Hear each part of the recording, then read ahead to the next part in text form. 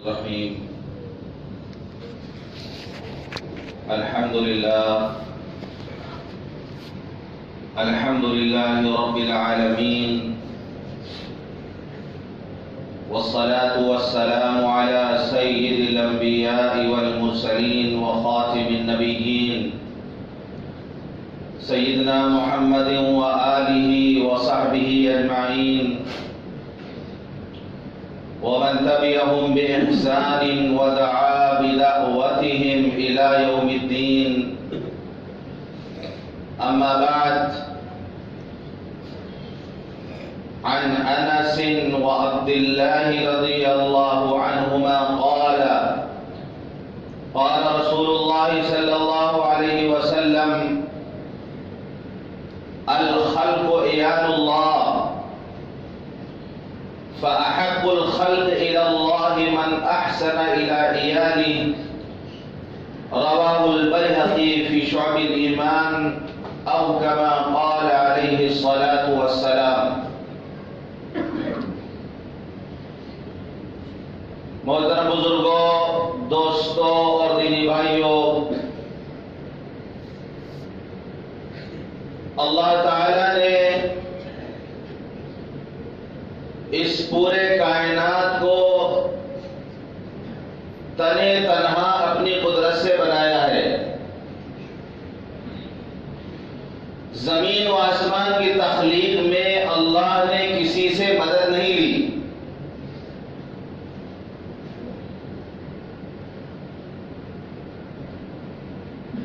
اللہ خالق ہے، اور جو خالق ہوتا ہے وہ مالک ہوتا ہے.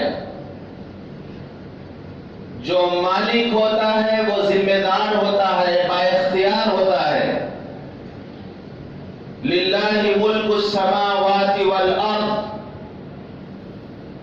زمین و آسمان کی حکومت اللہ کی. للہ خزائن السماوات والارض، زمین و آسمان کے خزانے اللہ کے. للہ جنود السماوات والارض، زمین اور آسمان کی فوجیں اللہ کی. لہو مقالید السماوات والارض، زمین اور آسمان کی کنجیاں اللہ کی. لہو ما فی السماوات والارض وما بینہما وما تحت الثری، جو کچھ آسمانوں میں ہے، جو زمین میں ہے، جو زمین اور آسمان کے درمیان ہے، جو تحت الثری میں ہے، وہ سب اللہ کا ہے.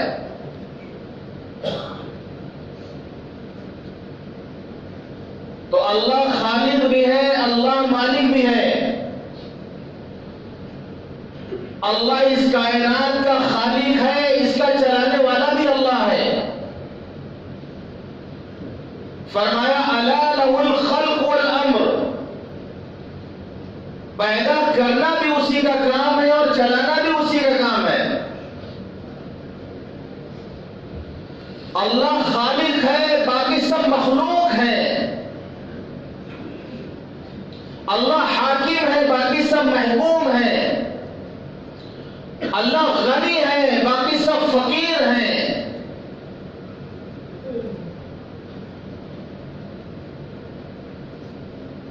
تو اللہ خالق، باقی سب مخلوق، بے شمار مخلوقات اللہ تعالی نے پیدا فرمائی، اور سب کی روزی کی ذمہ داری اللہ نے اپنے اوپر لی ہے. وَمَا مِن دَابَّةٍ فِي الْأَرْضِ إِلَّا عَلَى اللَّهِ رِزْقُهَا، زمین پر جتنے چلنے والے ہیں ان کا رزق اللہ کے پاس ہے، ان کا رزق اللہ کے ذمہ ہے. اے انسانوں، ما اريد منهم من رزق، ہم تم سے روزی کموانا نہیں چاہتے. ما اريد منهم من رزق وما اريد ان يطعمون، اے انسانوں، ہم یہ بھی نہیں چاہتے کہ تم کما کے ہمیں کھلاؤ. ان اللہ هو الرزاق، ان اللہ هو الرزاق ذو القوة المتین. رزاق اللہ ہے، روزی دینے والا اللہ ہے، وہ طاقت والا ہے، وہ قوت والا ہے. باقی سب کمزور ہیں، وہ ذو قوت المتین ہے۔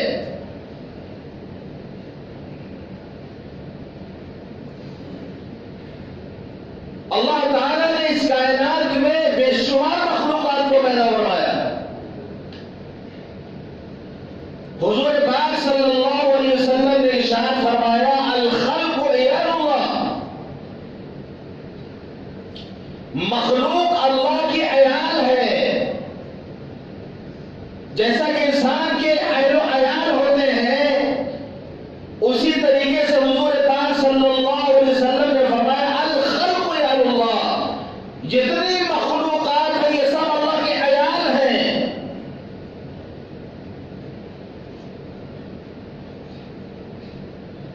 ہمارے مذہب اسلام میں یہ تعلیم دی گئی ہے اور ہمیں یہ سبق پڑھایا گیا کہ بسم اللہ الرحمن الرحیم قل هو اللہ احد،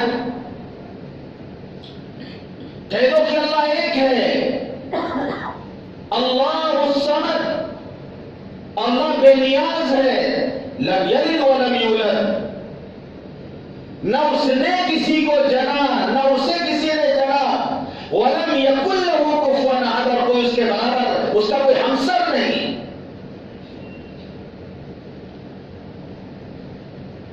ادنا شرک کو بھی اسلام نے گوارا نہیں فرمایا۔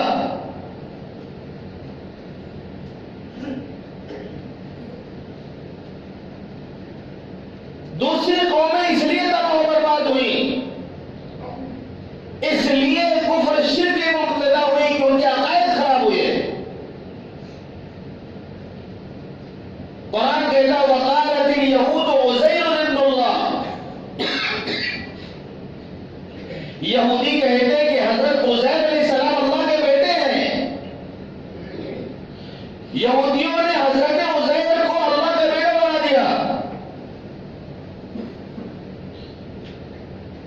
وقالت النصارى المسیح ابن اللہ، اور نصارہ نے حضرت عیسیٰ علیہ السلام کو اللہ کا بیٹا بنا دیا۔ نصارہ جو ہے کرسچن جن کو کہا جاتا ہے، انہوں نے حضرت عیسیٰ علیہ السلام کو اللہ کا بیٹا بنا دیا،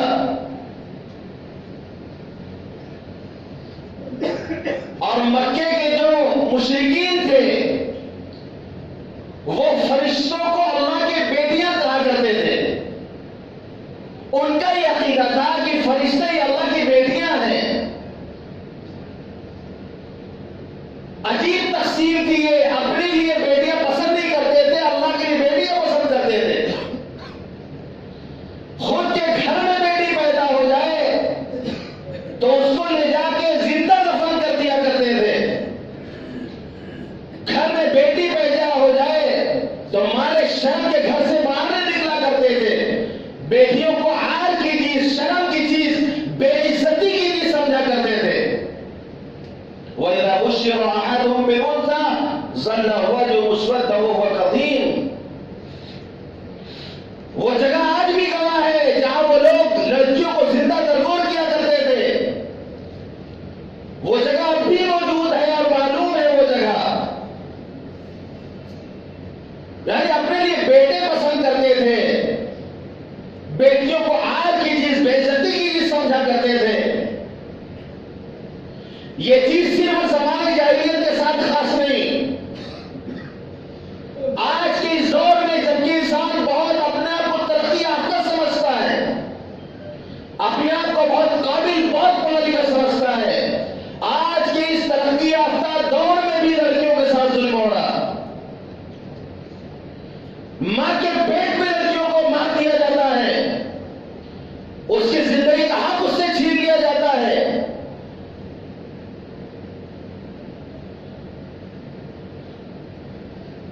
جبکہ حضور پاک صلی اللہ علیہ وسلم نے ارشاد فرمایا من عال جاریتین حتی تبلغا جاء یوم القیامت انا وهو كهاتین وضم اصابعه، جس نے دو بیٹیوں کی پرورش کی، جس نے دو بیٹیوں کی پرورش کی، حتی تبلغا، یہاں تک کہ وہ جوان ہو گئی، جاء یوم القیامت ہوا، وہ قیامت کے دن اس حال میں آئے گا، میرے اتنے قریب ہوگا وہ جیسے یہ دو انگلیاں، جیسے دو انگلیاں قریب قریب ہے اسی طرح مجھ سے اتنا قریب ہوگا وہ۔ آپ نے فرمایا من ابتلی من هذه البنات بشيء، جس کے اوپر بیٹیوں کی ذمہ داری ڈالی گئی اور اس نے ان ذمہ داریوں کو ادا کیا، قیامت کے دن یہ بیٹیاں جہنم میں داخل ہونے کے لیے ڈھال بن جائیں گی، پردہ بن جائیں گی۔ یہ آج بھی ایسے ظالم اور ایسے جاہل انسان موجود ہیں جو بیویوں کو بچہ بنانے کی فیکٹری سمجھتے ہیں۔ اگر بیٹی پیدا کرتی ہے وہ تو اس کو مارتے ہیں، اس پر ظلم کرتے ہیں اور اس سے کہتے ہیں مجھے بیٹا چاہیے، مجھے بیٹا چاہیے۔ ان کا ایمان کہاں گیا؟ یہ خدائی درجہ اس عورت کو دے رہے ہیں۔ اللہ فرماتا ہے یخلق ما یشاء، اللہ جو چاہتا ہے پیدا کرتا ہے۔ یہب لمن یشاء اناثا ویہب لمن یشاء الذکور او یزوجہم ذکرانا واناثا ویجعل من یشاء عقیما۔ اللہ جو چاہتا ہے پیدا کرتا ہے، جسے چاہتا ہے بیٹیاں ہی بیٹیاں دیتا ہے۔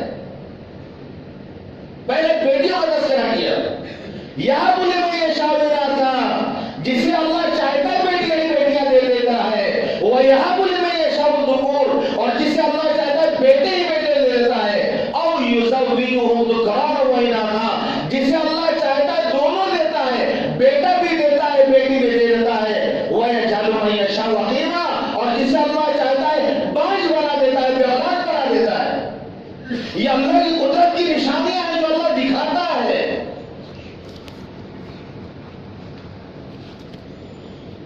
اب اگر کوئی عورت سے کہتا مجھے بیٹا چاہیے، مجھے بیٹی نہیں چاہیے، تو اس عورت کو خدائی درجہ دے رہا، وہ اللہ کے فیصلے پر اعتراض کر رہا۔ بہت خطرناک سوچ ہے یہ اور بہت بغاوت والی سوچ ہے یہ، جس کی ایسی گندی سوچ ہو۔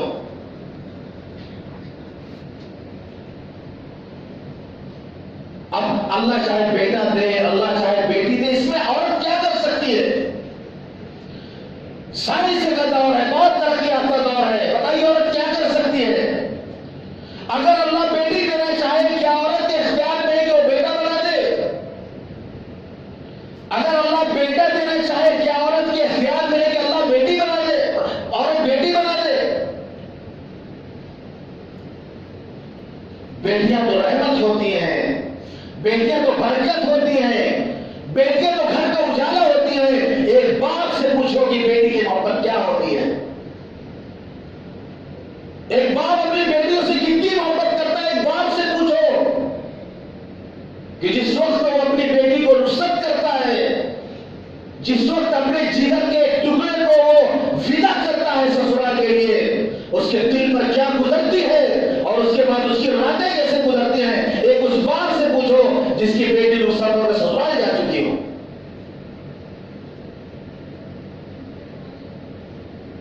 حضور پاک صلی اللہ علیہ وسلم سارے نبیوں کے سردار، اللہ تعالیٰ نے بیٹے بھی دیے اور بیٹیاں بھی دی۔ بیٹوں کو تو بچپن میں اللہ نے لے لیا، بیٹیاں سب بڑی ہوئی۔ اللہ نے اپنے محبوب کے لیے بیٹیوں کو پسند کیا اور ہم ان کے امتی بیٹیوں کو ناپسند کریں۔ پتہ چل جائے پیٹ میں کی بیٹی ہے تو وہیں پہ ڈاکٹر سے رابطہ کر کے اس کو قتل کرا دیا جائے اور اس قتل میں ماں باپ شریک ہوں۔ وَإِذَا الْمَوْءُودَةُ سُئِلَتْ بِأَيِّ ذَنبٍ قُتِلَتْ، جس دن زندہ درگور کی جانے والی بچے سے پوچھا جائے گا کس جرم میں تمہیں قتل کیا گیا تھا، کیا جرم تم نے کیا تھا؟ بچی تو معصوم تھی، کیا جرم اس نے کیا تھا؟ یہ ماں باپ کا گردان پکڑ کے پوچھا جائے گا بِأَيِّ ذَنبٍ قُتِلَتْ، کیا قصور اس بچی نے کیا تھا کہ تم نے قتل کروایا تھا؟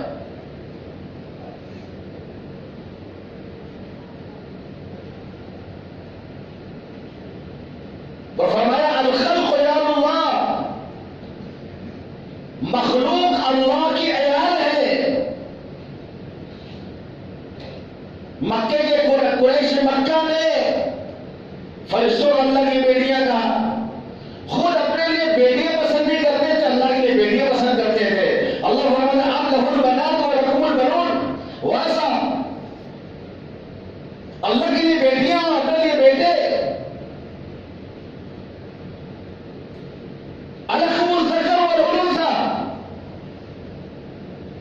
اپنے لیے مذکر اللہ کے لیے مؤنث، اپنے لیے بیٹے اللہ کے لیے بیٹیاں. میٹھا میٹھا کر کڑوا کڑوا تھوک. یعنی جو چیز اپنے لیے ناپسند کرتے ہو وہ چیز اللہ کے لیے پسند کر رہے ہو. دل کا ادھر قسمت سیزا، یہ کون سے تقسیم ہے؟ یہ انصاف والی تقسیم تو نہ ہوئی. اگر اللہ کے لیے تم بیٹیاں پسند کرتے ہو تو اس سے 1000 گنا زیادہ اپنے لیے بیٹیاں پسند کرو. پھر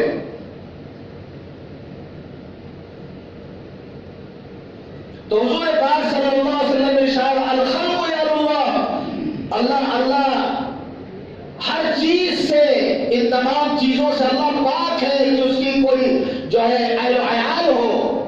لیکن جہاں محبت کی بات آئی، جہاں احسان کی بات آئی، وہ حضور پاک صلی اللہ علیہ وسلم نے جو تعبیر استعمال فرمائی وہ عیال اللہ فرمایا ہے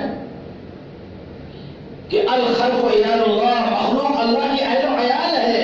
جیسا کہ تمہارے اہل و عیال جو ہوتے ہیں ان کی ذمہ داری تمہارے اوپر ہوتی ہے، ان کے کھانے پینے کی ذمہ داری تمہارے اوپر ہوتی ہے، اسی طرح ساری مخلوق اللہ کی عیال ہے اور ان کی ذمہ داری اللہ کے اوپر ہے. فَأَحَبُّ الْخَلْقِ إِلَى اللَّهِ مَنْ أَحْسَنَ إِلَىٰ عِيَالِهِ. اللہ کی نظر میں سب سے زیادہ محبوب وہ بنے گا جو اللہ کے عیال کے ساتھ محبت کرے، جو اللہ کے عیال کے ساتھ احسان کرے، جو اللہ کے عیال کے ساتھ بھلائی کرے. فَأَحَبُّ الْخَلْقِ إِلَى اللَّهِ مَنْ أَحْسَنَ إِلَىٰ عِيَالِهِ، جو احسان کرے اللہ کی مخلوق کے ساتھ. وہ انسان ہو، وہ جانور ہو، کوئی مخلوق ہو، ان کے ساتھ بھلائی کرے. یہاں تک کہ حضور پاک صلی اللہ علیہ وسلم نے فرمایا کہ اگر تمہیں ضرورت ہے اور تمہارے لیے حلال ہے کہ جانور قربان کرو تو پہلے چھری تیز کر دو تاکہ اس کو کم سے کم تکلیف پہنچے. احسان کی تعلیم اسلام نے ہمیں دی کہ احسان کرو تم دوسروں کے ساتھ. احسان کہتے ہیں کسی کے ساتھ ایسا سلوک کیا جائے جس سے اس کا دل خوش ہو جائے، اس کو آرام پہنچے.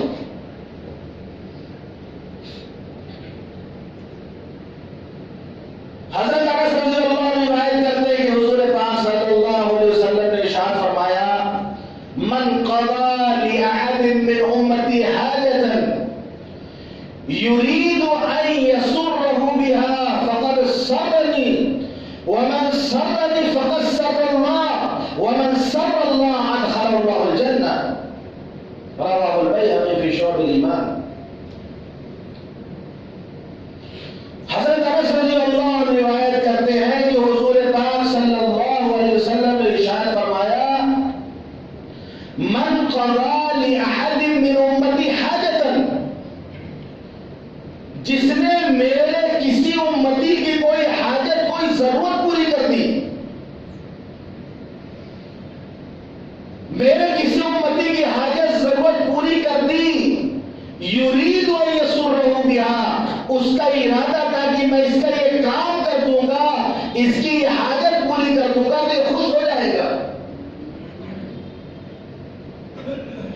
اس کو خوش کرنے کے لیے اس کا کوئی کام کر دیا، اس کے ساتھ کوئی بھلائی کر دیا تو آپ نے فرمایا فقط سرنی، اس نے گویا مجھے خوش کیا.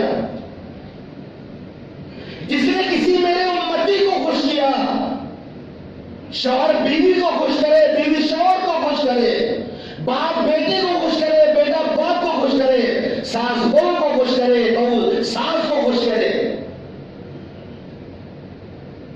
کام کرتے ایسا کام کرتے جس سے سامنے والے کا دل خوش ہو جائے. تو جس نے میرے کسی امتی کا دل خوش کر دیا فقد سرنی، اس نے مجھے خوش کر دیا. وَمَنْ سَرَّنِي فَقَدْ سَرَّ اللَّهُ، اور جس نے مجھے خوش کیا اس نے اللہ کو خوش کر دیا. وَمَنْ سَرَّ اللَّهُ أَدْخَلَهُ اللَّهُ الْجَنَّةَ، اور جس نے اللہ کو خوش کیا اللہ اس کو جنت میں داخل فرما دیں گے. سوچیے سلسلہ کہاں تک پہنچتا ہے، سلسلہ کہاں تک پہنچتا ہے. ایک امتی کا مقام کیا ہے کہ کسی امتی کو خوش کر دیا، کوئی ہدیہ دے کر، کوئی کام کر کے اللہ تک اس کی خوشی پہنچتی ہے. جنت میں داخلے کی بشارت اس پر مل رہی ہے. ہمارا حال یہ ہے کہ ہم ایسا کام کرنا چاہتے ہیں جس سے سامنے والے کو تکلیف پہنچے، ہر وہ کام کرنا چاہتے ہیں جس سے سامنے والے کو تکلیف پہنچے.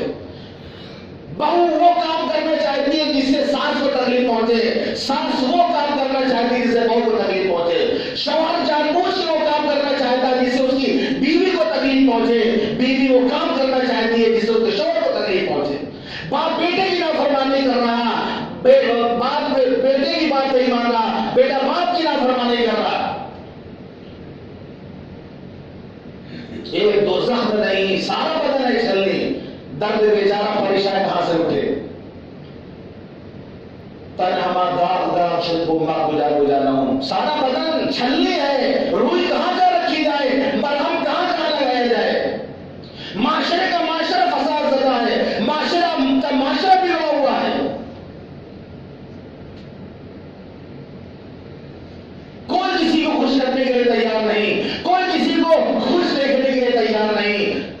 بہو مسکراتی نظر آئے تو ساس کو تکلیف، ساس خوش نظر آئے تو بہو کو تکلیف،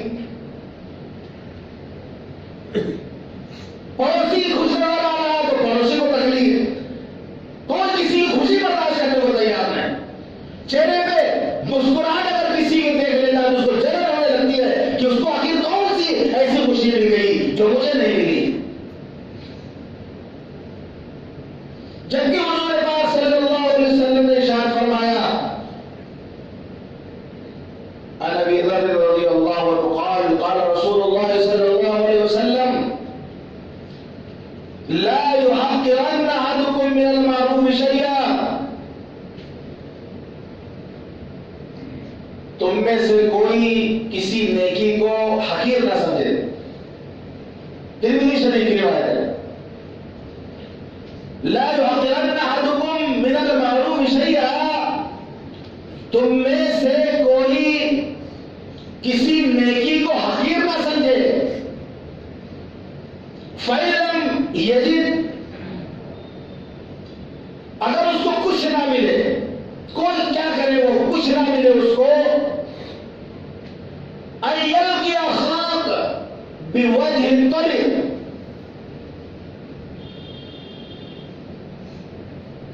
اگر کوئی کام اس کو نہیں ملا کرنے کے لیے تو اپنے بھائی سے مسکرا کے ملاقات ہی کر لے. اندر کے اخاق کا بھی وجہ طریق، بھائی سے اپنے مسکرا کے ملاقات کر لے. ایک مسلمان سے سلام کرنے کے بعد مسکرا دینا یہ صدقہ ہے. اس لیے کہ فرسٹ امپریشن جو پڑتا ہے وہ چہرے کا ہوتا ہے. کسی سے آپ ملاقات کریں گے پہلا جو چیز سب سے پہلے جو متاثر کرے گی وہ سامنے اس کا چہرہ. فرمایا وَلَا تُصَعِّرْ خَدَّكَ لِلنَّاسِ، لوگوں کے لیے اپنے چہروں کو مت بھلاؤ. وَلَا تُصَعِّرْ خَدَّكَ لِلنَّاسِ، لوگوں کے لیے اپنے چہروں کو مت بھلاؤ. ملو تو بشاشت کے ساتھ اس سے ملو. ایسا نہیں کہ 3 دن سے دست آ رہا اور جو ہے 3 دن سے طبیعت خراب، پیٹ چل رہا تھا، بیمار تھے، ایسے ملاقات کر رہے سامنے والے سے. انتل کی اخلاق بھی وجہ طریق، کچھ نہیں مل رہا بھائی سے مسکرا کے ملاقات کر لو. وَإِذَا اشْتَرَيْتَ لَحْمًا أَوْ طَبَخْتَ قِدْرًا فَأَكْثِرْ مَرَقَتَهُ. آگے آپ فرماتے ہیں جب تم گوشت خریدو تو آدھا کلو امام صاحب کے لیے، آدھا کلو محدث صاحب کے لیے بھی خرید لیا تھا. وَإِذَا اشْتَرَيْتَ لَحْمًا، جب تم گوشت کی دکان میں گوشت سے خریدنے جاؤ، گوشت کا نام لیا گیا یہاں پر کیونکہ گوشت 200 روپے کلو ہے، غریب آدمی نہیں خرید سکتا اس کو. بہت سے ایسے غریب ہیں جن کا گوشت نہیں پکتا، جن کا چکن نہیں پکتا ہے. ہمارے پڑوس میں بہت سارے ایسے لوگ ہوتے ہیں جن کے بچے گوشت کھانے کے لیے ترستے ہیں، چکن کھانے کے لیے ترستے ہیں. حضرت قاری صدیق صاحب رحمۃ اللہ علیہ دسترخوان پہ جب عمدہ سے عمدہ کھانا آیا کرتا تھا، وہ گوشت نہیں کھاتے تھے. فرماتے تھے کیا اس امت کے ہر فرد کو گوشت کھانے کو مل جاتا ہے؟ ہم تک پہنچا نہیں سکتے تو ہم سے ہم بھی نہیں کھائیں گے. چٹنی روٹی کے بھی زندگی گزار کے گئے ہو. ہمارا حال یہ ہے کہ بیوی سے کہیں گے مکسر میں آج بہترین مسالہ جو ہے پیسو تاکہ پورا محلہ مہک جائے. کہ سامنے بریانی بن رہی یا قورمہ بن رہا، ہلچل مچ جائے پورے محلے میں، پڑوس والے کے گھر رنگ ٹپک جائے، چین پیدا کرو اس کے اندر. فرمایا وَإِذَا اشْتَرَيْتَ لَحْمًا، ہم اس کو معمولی نہیں سمجھتے ہیں. فرمایا جب گوشت خریدو، او طبخت قطرا، یا ہانڈی میں کچھ پکاؤ، گوشت پکاؤ، کوئی عمدہ چیز پکاؤ، فَأَكْثِرْ مَرَاقَتَهُ، اس کا سالن بڑھا لو، اس کا سالن بڑھا لو. ایک چمچہ جائے پڑوس میں بھیج دو. دل پر ہاتھ رکھے اللہ کے گھر میں بیٹھ کر اگر ہم یہ کرنے لگے کہ ابھی پڑوسی سے ہماری لڑائی ہوگی، ہم اسلام کی تعلیم پہ اگر عمل کرنے لگے کبھی پڑوسی میں جھگڑا ہوگا، کبھی نہیں ہوگا. فرمایا اس کا سالن بڑھا دو، ایک چمچہ اس میں سے پڑوس میں بھیج دو، کسی کی غریب کے گھر میں بھیج دو تاکہ وہ بھی اس سے فائدہ اٹھا لیں. ان کے بچوں نے جو مہک سوگی ہے، پڑوسی بچوں نے جو قورمہ کی، جو بریانی کی مہک سوگی ہے، ان کے گھر میں تھوڑا سا پہنچ جائے، وہ بھی اس کو کھا لے. قسم خدا کی دعائیں دیں گے، کبھی آپ کے سامنے آستین چڑھا کے لڑنے نہیں آئیں گے. وہ اسلام کی تعلیم جو نورانی تعلیم ہے کہ اگر ان تعلیمات کو بھی اختیار کریں تو معاشرے میں محبت ہی محبت ہو. حضرت جابر رضی اللہ عنہ فرماتے ہیں، ترمذی شریف کی روایت ہے کہ حضور پاک صلی اللہ علیہ وسلم نے فرمایا کہ تم میں سے کوئی کسی نیکی کو حقیر نہ سمجھے، اگر کچھ نہ ہو تو اپنے بھائی سے مسکرا کر ملاقات کر لے اور اپنے ڈول کا پانی اپنے بھائی کے ڈول میں ڈال دے. جب لائن لگائے ہوتے ہیں لوگ پانی بھرنے کے لیے، جب پانی کا ہڑتال ہو جاتا ہے اور پانی نہیں آتا ہے تو لمبی جو لائن لگی ہوتی ہے اس میں بوڑھی عورتیں کنارے کھڑی ہوتی ہیں، اس میں جو لڑکیاں سائڈ پہ کھڑی ہوتی ہیں، پانی کی لائن لگی اور مارا ماری ہے پانی کی. فرمایا اپنے ڈول کا پانی سامنے والے کے ڈول میں ڈال دو. اندازہ لگائیے یہی ایک تعلیم پہ اگر عمل کر لیں ہم، یہی ایک تعلیم پہ عمل کر لیں، سامنے والے کا کتنا دل خوش ہو جائے گا. وہ بوڑھی عورت جو سائڈ پہ لگی ہے بہت دور اس کا لائن ہے، آپ اپنا پانی لے جا کے اس کو لگا دے کہ اماں آپ لے جائیے گھر، ہم جوان ہٹتے پھر اگلے میں لائن لگا کر. ہم لوگ بدر سے واپس آ رہے تھے، ایک جگہ رکے، وہاں پر حضور پاک صلی اللہ علیہ وسلم کے زمانے کا کنواں ہے جس سے آپ نے جو ہے پانی نوش فرمایا تھا اور اس پہ آپ نے لوہا میں زہر ڈالا تھا جسے پیر شفا کہا جاتا ہے. شام کے وقت پانی اس کا بہت کم ہو جاتا ہے یا دن کے وقت کم ہو جاتا ہے، یعنی یاد نہیں ہمیں کہ دن میں کم ہوتا ہے یا شام کو کم ہوتا ہے. کسی ٹائم زیادہ ہو جاتا ہے، کسی وقت کم ہو جاتا ہے. تو جب ہم پہنچے وہاں پر تو ہم نے دیکھا بہت تھوڑا پانی نظر آیا. کنواں ہے، پھر کنویں کے بعد پھر پتھر نظر آتی، اتنا چھوٹا سا جو ہے گولا سا نظر آ، اس میں ڈول ڈال کے پانی نکالنا، وہ بھی ڈول زمین پہ رکھ جائے، اتنا تھوڑا پانی. اور جمعے کی نماز ہمیں